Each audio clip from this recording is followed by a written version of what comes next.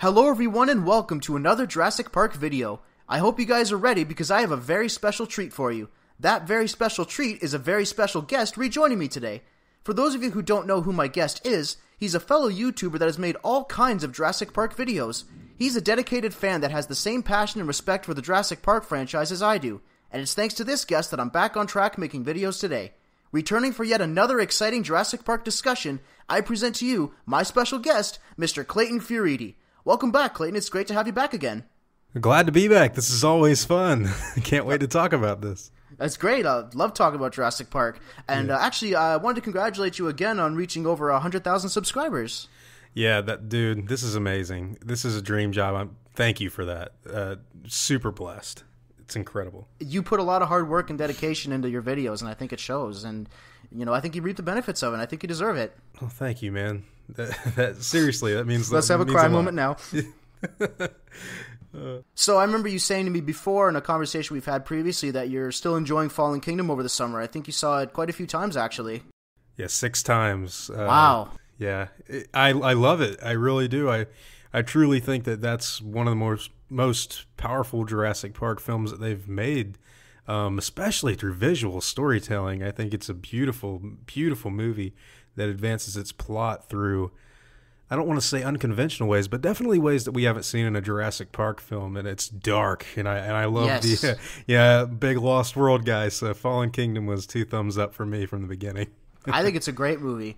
I mean, I think the best thing the movie had going for it was the story. I mean, we took the story in a new direction. We're not sticking to dinosaurs on an island anymore. Mm-hmm.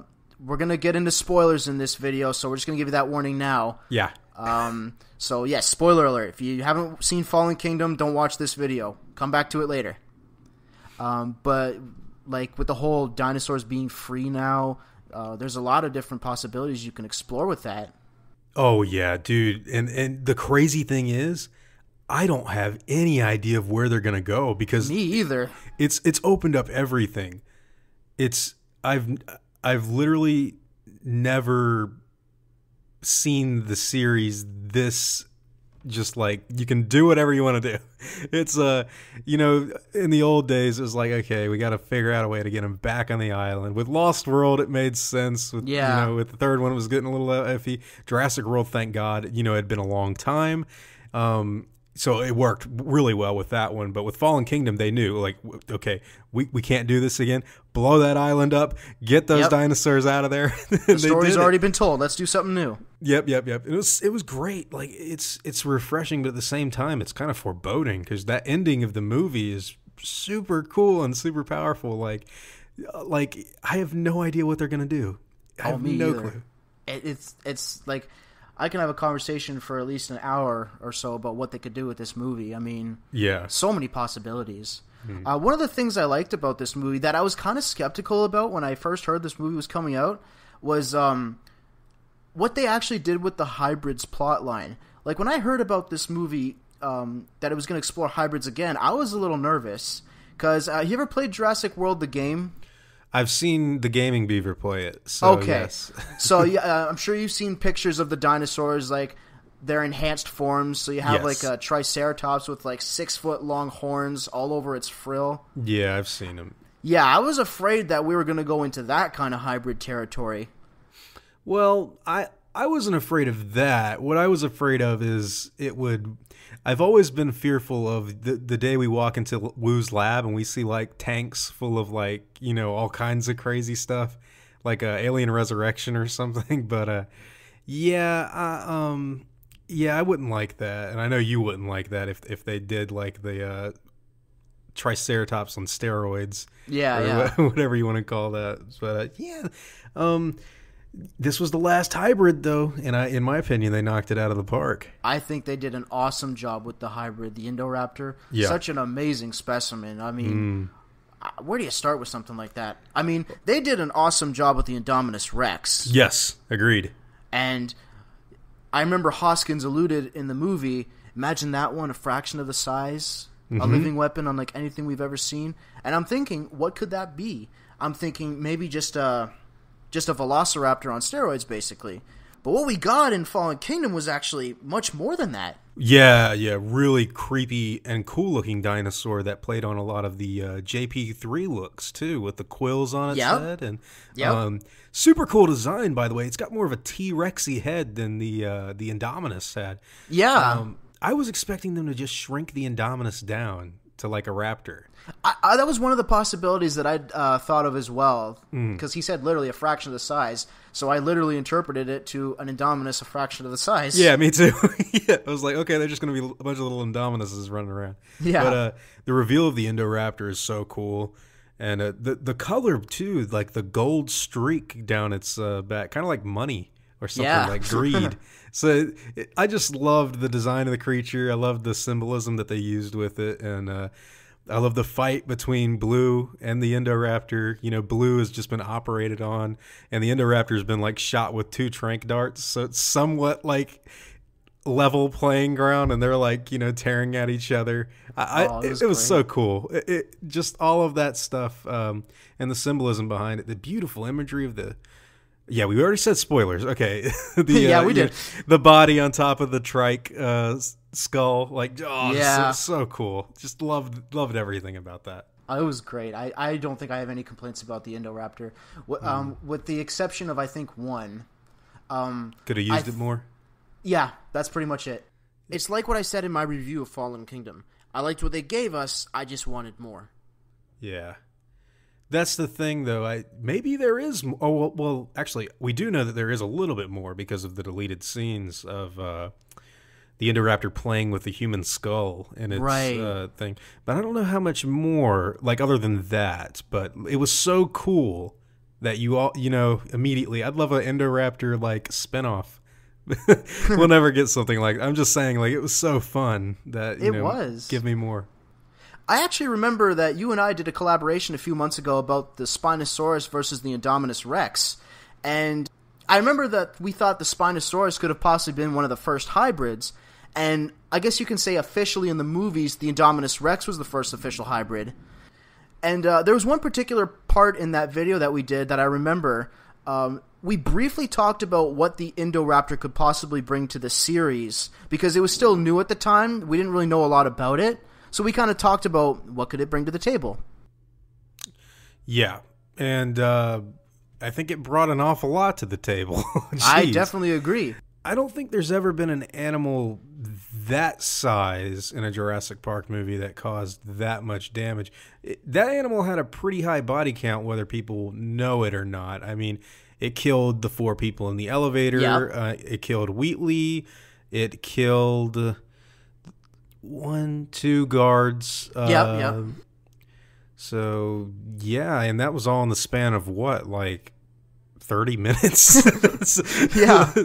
Actually, the other guard that it ate, unless that was the same guard when they were hiding from it behind the skull of the Triceratops. Yeah. So I think I know what the thing was about. killing people left and right. Yeah.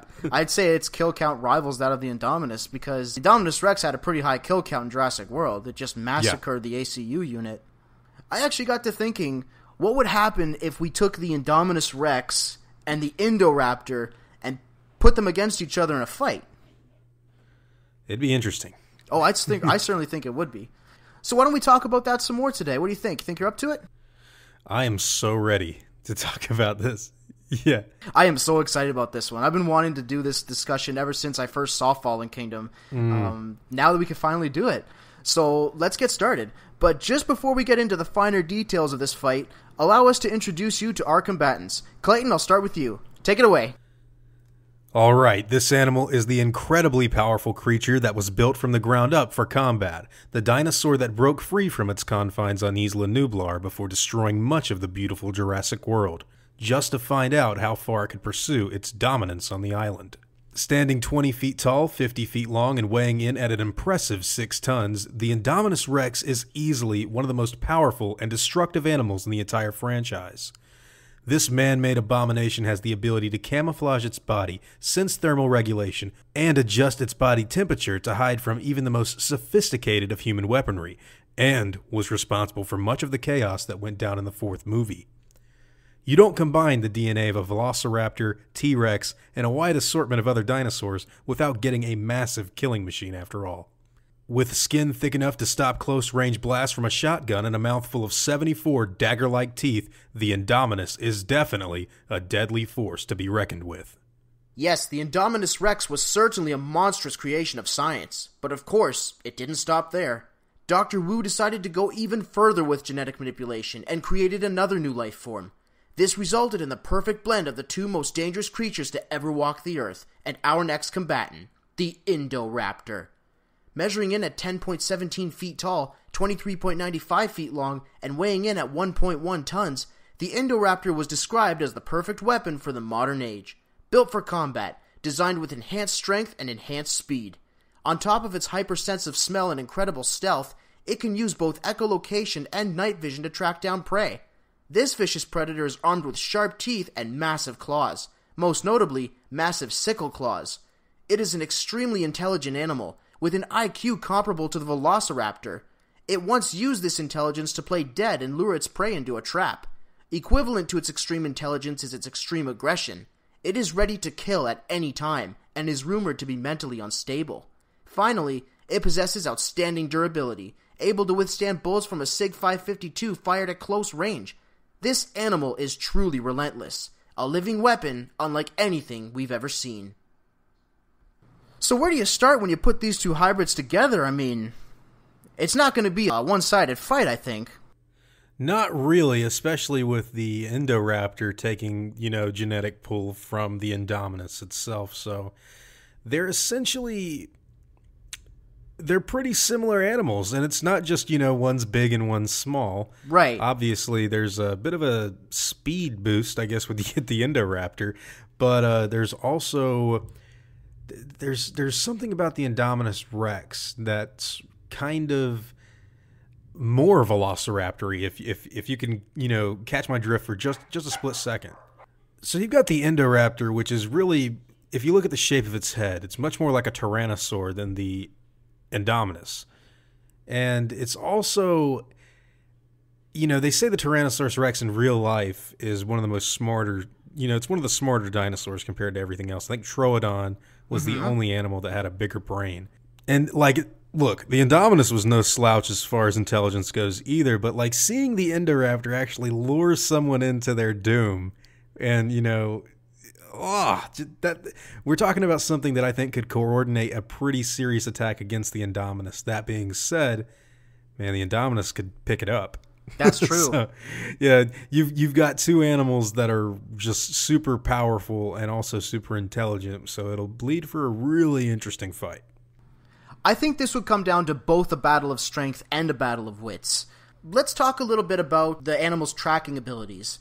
So, we know that the Indoraptor can use echolocation and night vision to track prey. Mm-hmm. And we know that the Indominus Rex can sense thermal regulation and control its body temperature. So I'm wondering how that would conflict with each other. I don't think there would be a sneak attack because I think each predator could pick up on each other in some way.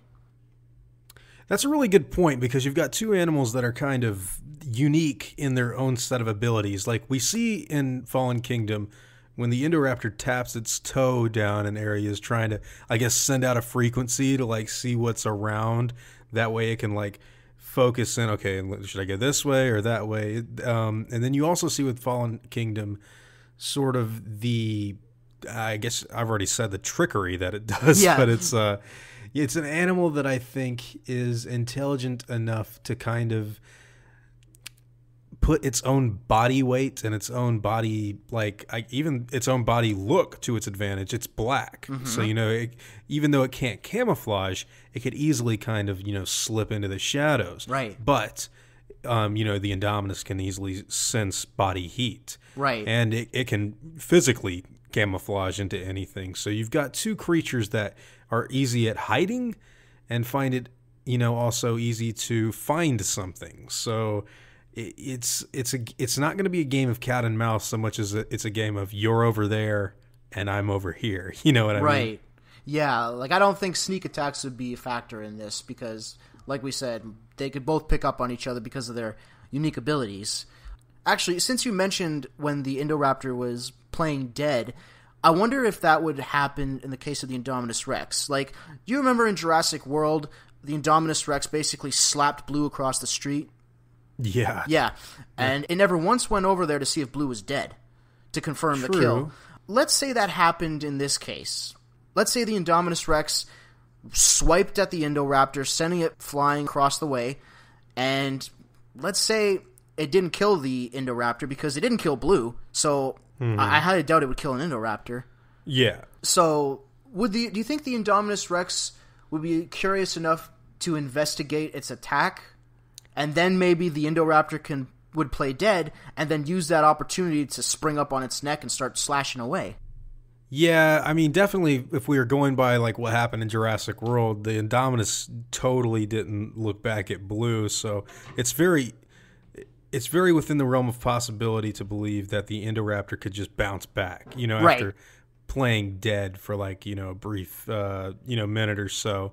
That being said, if it is able to get some sort of surprise in the Indominus, that would be kind of devastating if it's able to get to, because they both have comparable skin as far as durability against firearms, at least. I don't know about anything else, but I'm assuming if an Indoraptor touches Indominus skin, I mean, Blue was able to cut deep into it, and so was the Tyrannosaur. Right, so imagine an Indoraptor.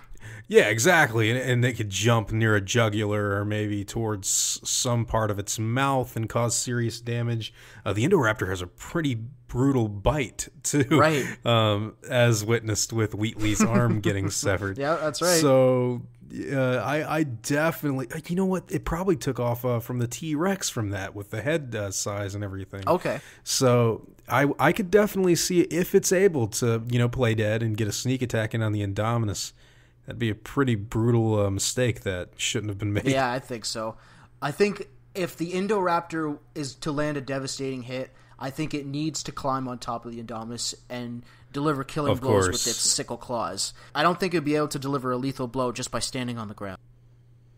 No, it's going to have to get on top. It's going to have to jump, bob and weave its way through the body, like at the end of the original Jurassic Park, where the raptors jumped on the T-Rex and started slashing at the throat.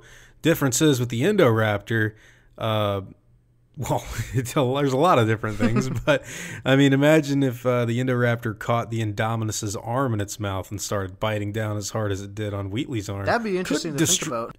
Yeah, it could break the arm of the animal or something, putting those claws out of commission. Maybe. Very, very deadly animal. And you know what we didn't even talk about? What if someone was like sicking the Indoraptor on the Indominus with the use of that laser-sighted like weapon that they had, where they like focus the acoustics in on like the Indominus's head or something? Of course, the Indoraptor kind of screams before it attacks, which gives away its position. But now I wonder, I wonder if that would interfere with its ability to reason and think. You seen when they pointed the laser at that one guy and it roared, it just kind of went crazy, just like waving its arms, roaring and screaming. Yeah. Not really. Almost like it was programmed to just stop and like kill. Yeah. Not really. I don't think that it would conceive a plan of attack necessarily based on the acoustic and laser combination. I don't know. I don't know. It's just something I'm thinking about. I just wonder, would the laser and acoustic trigger interfere with the Indoraptor's ability to make a formulated attack? Game plan. Yeah. Probably. If it looks like it enrages the Indoraptor. Yes. And plus that thing was a prototype, so it's interesting to see how differently it would have been if it was finalized. But yeah, with that creature, I can definitely see that being somewhat of a weakness. Because, it screams before it attacks, but also, like you said, because it probably wouldn't be able to formulate an attack pattern other than charge and bite. Yeah, charge and bite. Yeah. So like I said, I think the best way for the Indoraptor to land a devastating blow would be to climb up onto the Indominus Rex and slash away. But the Indominus Rex is a very flexible creature. You remember when the raptors were attacking it in Jurassic World, it easily turned its head, grabbed it, and bit down really hard and just threw the raptors. Yep. So I wonder how that would play into the case of the Indoraptor. Well, I mean, the Indoraptor's got some pretty tough skin, I would assume, compared to a normal Velociraptor, but still it'd be a devastating bite. Right. At the same time, the Indoraptor is heavier. So heavier? Let's... Oh, like than a Velociraptor. Than a Velociraptor. Okay, I was going to say, wait a minute. Yeah. Oh, yeah, sorry. Then your average raptor. So you've got the Indominus. If it did bite down, or if it did, pick it up with its arms or something like that, I don't think it should throw it. I think it should, hang on to that thing. And if the Indominus really wanted to, if it could catch the Indoraptor, that is, let's say the Indominus has got the Indoraptor in its claws, it should keep biting until that thing is dead. And I know it'd be difficult because of the military grade freaking skin that they've given this thing. Well, we got to consider the very, very powerful bite that the Indominus has as well. So putting those two forces together is very interesting. Oh, yeah, and the Indoraptor would be biting back at the same time. Absolutely. And in a weak area of the Indominus, it could get around the eyes or maybe the nostrils or something. So you're talking about literally getting two animals in a position where it's not going to be pretty. It's going to be a bloodbath. Absolutely. But to me, that'd be the Indominus' best bet is if it could catch or maybe catch the Indoraptor by surprise and grab it, just keep chomping biting down. Kind of like how the unlucky bastard was killed in San Diego. Just when the T-Rex chomped right down. Yeah, exactly. Just got him. He's dead. But that I just think that's probably the Indominus' best way of attack, because just swatting it like it did Blue, it's not going to work on the Indoraptor. Yeah, especially since the Indominus didn't go check and see if it was dead. Right. Yeah. Exactly. And then even after that, let's say that Indoraptor comes back a little angrier. Yep. Which we kind of see in Fallen Kingdom when it gets a little agitated and pissed off. When it's darting after Maisie, like running up through things, tearing through doorways and slashing about at stuff. And it's just an animal that I think is easily enraged, either, by being abused possibly, or maybe just by being prototype and not really well developed. So if it gets angry, I think it wouldn't exactly bode too well for the Indominus, which I don't think we ever saw the Indominus truly angry. I don't think so. I mean, nothing's coming to mind right now. It was always on the run and killing things. Yeah. It was never, I don't think it was ever scared, but I don't think it was ever angry. I'm trying. What would you say? You remember when Blue comes back to rescue Rexy? She jumps on the Indominus Rex. She starts slashing away, and you know that the Indominus Rex is screaming out in pain, almost like it's helpless. Yeah, that moment right before the T-Rex comes and grabs it by the throat. Slams it against the wall. Yeah. And I think, to me, if a Velociraptor can do that to an Indominus Rex, what would an Indoraptor do, I'd probably tear it up. It would be pretty bloody all along that back. And that's the thing, you're talking about an animal designed to kill. Velociraptors by nature for the most part, and Indoraptors by design. Right. So definitely, and military grade for that matter. They wanted to sell this thing to weapons dealers. Right. So I could totally see it being bad for the Indominus if it jumped on its back and started cutting away, especially at the area where it's got quills and stuff, which also the Indoraptor has on its back. Right. Those little quilly So if things. the Indominus was able to chomp on that for the Indoraptor, that would pretty much spell doom right there. Yeah, I would. Yeah. Oh, yeah. Well, yeah. I mean, right on the neck, right? Yeah. Right. So you've got two animals here that have extremely well adapted to, for combat. It's what they were made for. And the Indominus, look, I'm not gonna lie, definitely has size. Right. Big animal. I mean, it could step on the Indoraptor and deal a serious blow. And we've seen that happen with Hamada getting crushed to death. Right. So it's just a battle of a kind of, I wanted to say, we've almost got a reverse battle where we've got kind of more Raptor with the Indominus, but definitely base genome Rex. And then you go to the Indoraptor, which is supposedly more Raptor, but I mean, looking at it, man, look at the face, the head. It's almost like your intro with the Tyrannosaurus from the Sega Genesis game, with that way that face looks, man. And it's that Indoraptor. brutal. Like this would be a battle of the battles in Jurassic Park lore. Before I did this video, I was looking up videos on YouTube of Jurassic World Evolution, and I typed in Indominus Rex versus the Endo Raptor just to see what kind of videos would be out there. And the majority of the videos I've seen show the Indominus Rex actually scoring a victory over the Endo Raptor. Now, I know it's a video game, it's pre-programmed to go literally either way. I mean, I've seen the Endo Raptor win too. And just, when you look at these animals, I mean, I think the biggest thing that the Indominus Rex has going for it is its size. I mean, it's powerful. Yeah. I mean, it can... I don't know if it would ram the Indoraptor, but it has the size. The Indoraptor still has to be very careful. Oh, yeah. I mean, one blow, it could be detrimental to the entire duel that these animals are going through. So that, the Indominus, it's the size. But as far as the video game goes, it's quite interesting. Right. And in the case of the Indoraptor, I think the thing that it has going for it is, I want to say speed as one of them. Mm-hmm. Another thing is just, I don't know how to say this. I guess it's enhancements, because we look at the Indominus Rex, that was sort of seen like a prototype, right? Sort of, yeah. Yeah. And don't get me wrong, the Indoraptor in Fallen Kingdom is a prototype as well. But it's an advanced model. Yeah. Yeah. So, like, more enhancements than before. So I think that's another thing it has going for it. It's definitely like Mark II of the, Endo design. And I think that with the Indoraptor, like, they've actively gone into this thing and given it the ability to home in on lasers. Right. Like, we're talking about, like, totally different level of military grade dinosaur here. So even though don't get it twisted, the Indominus was a force to be reckoned with, but this thing is built for infiltration and destruction, and we saw in the movie it's good at it. Oh, very good at it. Like, I personally think that it was sheer luck that the Indoraptor died the way that it did. Yeah, sheer luck. Yeah. I mean, otherwise, how would you stop that thing?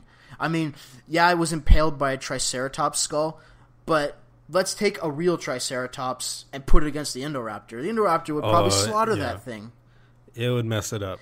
Yeah. Like I said, Owen and the characters got lucky that the Indoraptor died the way that it did. Mm-hmm. Yeah, totally. I mean, like, there's no way that any of them would be able to physically kill it with any of the weapons that they had. Certainly not in the concept art where they had Claire with an axe. Like, what the heck? Go ahead, try. Yeah, that'll be fun. Yeah, it's they definitely would not have been a match for that particular creature. In fact, even the Tyrannosaur, I mean, would probably get pretty beat up, if not killed, by the Endo Raptor. I agree. I mean, you've got all these animals, like, even if we're just going down with carnivores, like Allosaurus, I don't think it would stand a chance. The Carnotaurs, no way. Baryonyx, get real. Yeah. I mean, we've got Blue, who is like recovering from her bullet wound. It's been a while, but at the same time, you got the Indoraptor with like 2 trank darts in it, so it's not like on its A game or anything. So you've got this creature that, by the sheer luck of chaos, I guess, ended up getting impaled and falling on the. Because the Indoraptor kicked the shit out of Blue for a little while. Like, Blue held her own, don't get me wrong. I mean, like, it's not like one shot she was down, but she couldn't seem to get lethal blows on the Indoraptor. Not that I saw. No way. And she was getting slung across the room and everything. Like, she would have died if the fight had been, like, 100% health for both of them. Like, there's no way that. I came into this video thinking that the fight could go either way, for the most part. Kind of like a T-Rex versus a Triceratops. It can go either way. Right, yeah. But the more we've talked about this, I feel more that it still could go either way, but I still feel that the scales would tip slightly more in favor of the Indoraptor. That's interesting, because I kind of feel like it'd be more of the Indominus. Really? A little, like, seriously, by a tiny margin. Really? Tell me more. It's just because, like we've been talking about with the size, but also because it's essentially, we're talking about the Indoraptor basically has Indominus blood running through it, and the Indominus is more or less a big Indoraptor that's, I don't know if we should really go as far to call it mentally unstable, but it's definitely a creature willing to kill anything in its way to assert dominance. You know You're what talking I mean? about the Indominus Rex, right? Yeah. Killing for sport, Okay, yeah. so to speak, where the Indoraptor was kind of just, it wasn't really killing for sport so much as it was killing because, hey, you're here, I kill. Yeah. You know, it was ready. Kind of by design. Yeah. So a part of me thinks that the Indominus would just be able, I mean, it wouldn't swat it like a fly, don't get me wrong, but I just feel like part of it would definitely lean in the favor of that animal being bigger and stronger. Okay. But then again, like I get what you're saying. Like, Indoraptor is not something to be underestimated. It could very easily kill the Indominus if it has everything going up for it. Like, if it secures the opening. Yeah, man. Like, that's what's so cool is that these two hybrid creatures that they've created are going to keep people talking for like a really long time. Yeah. You remember back, and some people might still be like this. I was like this initially. I was like, man, I don't know about hybrids. I was a little. I was thinking Chaos Effect. I'm like, I hope they don't do that. Ultimasaurus, yeah, me too. I was like, man, I don't want to see that. And then you get the Indominus Rex, you're like, man, that was fucking cool. Yeah. And then you get like the Indoraptor, and you're like, oh okay, my God. that's dope. Or yeah, they're not going to do it anymore though, which is really interesting. But it'll be a cool part of Jurassic Park history. You've got two military designed combatant dinosaur, basically fighters, the Indoraptor and the Indominus, and they're like your sleek sports car engine creations. You know? Yeah, it's kind of funny how, remember Wheatley said to the Indoraptor, what are you, some kind of hot rod? You're some kind of hot rod. I love that character's dialogue. His line of this will make the perfect centerpiece for my necklace. It's just so great when he's like going to rip it out of his mouth. Didn't work. Yeah, but yeah, definitely dinosaurs that are like the peak as far as, you know, that design goes. So like, how far can you go? Yeah, exactly. Could go either way. I do see your point. I mean, I don't disagree with you at all in terms of the Indominus's advantages. I also see the Indoraptor's advantages as well. Like, I still think think this fight could go either way, but I just feel that slightly the scales are tipping more towards the Indoraptor because it's been enhanced. It's like an improvement of a prototype with advanced speed. It's the upgrade. Yeah, that's a good way to put it. I think, it's the upgrade. Definitely something scary, man. Just imagining that thing getting one of the Indominus's arms, or even its bottom jaw in its jaws and just crushing. Interesting. Or if it got under, I don't know if it would do this, but get under the underbelly. Mm-hmm. I don't know. It probably wouldn't be able to. I don't know. I can't see it really happening. Well, like spill its guts or something? I'm trying to like see. I'm trying to picture the Indoraptor latching onto the Indominus's underbelly. It's hard to think of. Yeah, well, I mean, could happen, man. The Indoraptor is a sleek and speedy guy that definitely can tear into things. I know that they probably didn't even film anything for it, but I kind of wish that we got to see what happened to the people in the elevator. Yeah, man, for sure. I mean, they've built up this hybrid to be, like, really scary. And I do think it was scary. It actually creeped my wife out, she said. It got creepier for me the more times I saw. If it lingers on shots of its face when it's like looking at something, and you can really look at like the blood around the teeth. Yeah, just before it killed Wheatley. Yeah, or even after, when Wheatley was like being ripped apart by it, and that woman screamed in the elevator. Like, there's a shot where it tilts its head like Michael Myers to like look at the people inside the elevator, and you can see the blood. It's really disturbing, actually. Yeah, I kind of wish we got some more. I don't want to say gore, but I wish we kind of got to see more of like the brutality that of its work. Yeah, more of its work. Yeah, that's a good way to put it. Yeah, that thing is like Pinhead from Hellraiser going, like, it's so crazy. Like, if we actually got to see what it did to I get it. You know, every Jurassic Park movie is kind of like this. They always, like, even with the really bloody ones, like, we don't technically see what happens to Dieter Stark or the paleontologist Burke. Right. We just see the blood. Yeah. it's always like obscured, like Muldoon or something. But if you just imagine if they showed us. They kind of showed us with Wheatley, like in the background, blurred out. Kind of. It looks like it was picking it up. It was picking Wheatley up and chomping down. Yeah, and he's like, ah! Yeah. But yeah, just imagine what happened to those people in the elevator, dude. Especially Gunnar Eversole. He was the first one there.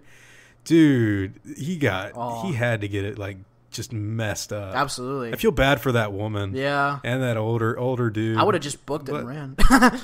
Yeah, I know, right? They were all bad people anyway. Yeah, they should. Yeah, they're up to no good being at that auction. Exactly. Willem Dafoe would make a great Jurassic Park villain because his face just looks like evil smirk. Every time he's his Green Goblin. Yeah, that's exactly what I was thinking of. I'd like to buy 10 Indoraptors for my son, and I'll put them on gliders, and they'll destroy New York City. But yeah, definitely love the Indoraptor and wish that we. Oh man, I know that's a little graphic though, isn't it? Saying that I wish to see what happened inside of the elevator, but whatever. I mean, I guess we kind of have to use our imagination. Well, we do that a lot in Jurassic we Park don't movies. See Ray Arnold lose his arm, but we saw the arm. Or we saw the blood splash from Hoskins. Yeah.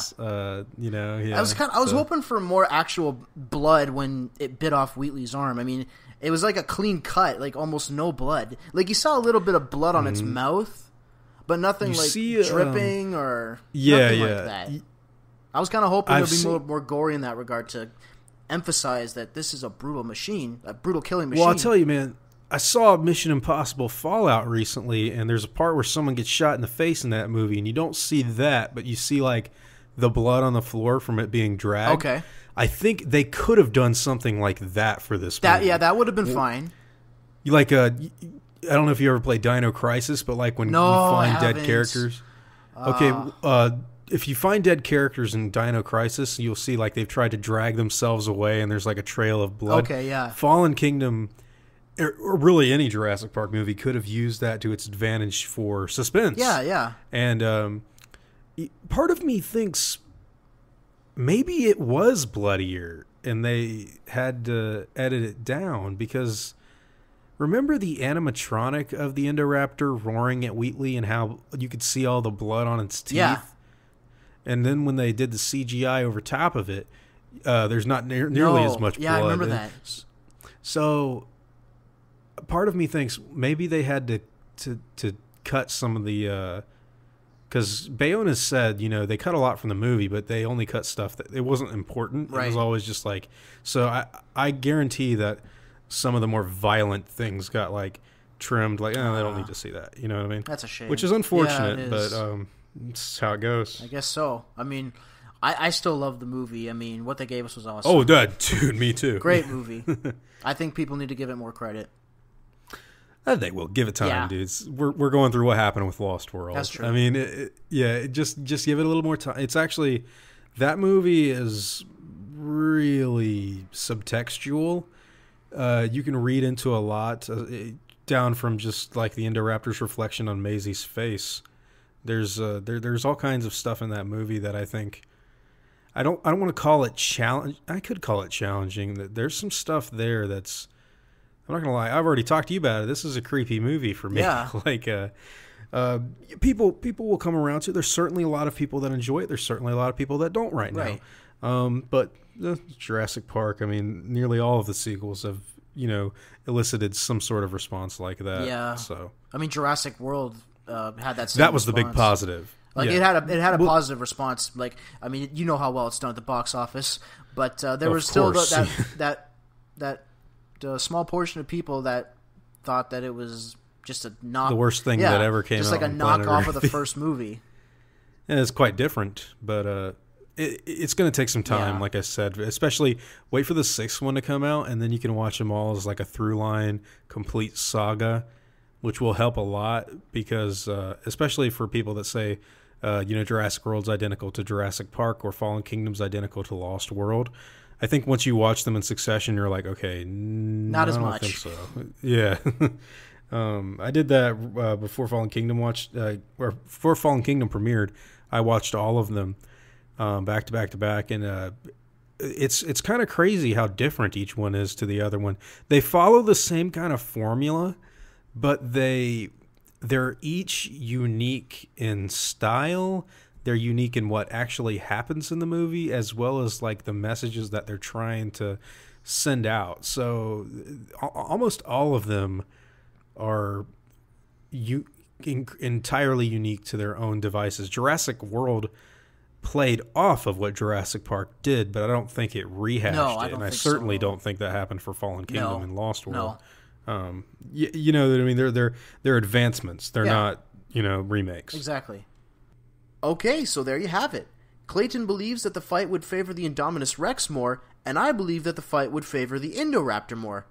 I actually think it's quite interesting that we each have different opinions on this one. It makes more room for discussions. So now that you've heard our thoughts on this fight, what are yours? Who do you think would win this fight? Talk about it in the comments. I'm really excited to see what you guys think about this one. If you enjoyed this video, click the subscribe button. I promise there will be more where that came from. And don't forget to check out Klayton's channel and subscribe to him too. With that said, Klayton, I'd like to thank you again for being here today. As usual, I had an awesome time. Dude, it is always fun, Jeremy. Like, I'll come on whenever you want me to. Awesome, because I got a lot of projects in the future that I would like to talk to you about. Excellent. I will not spoil it for anybody yet, but I think it's going to be great. Great. Thanks for watching, and I'll see you again next video. Take it easy, guys.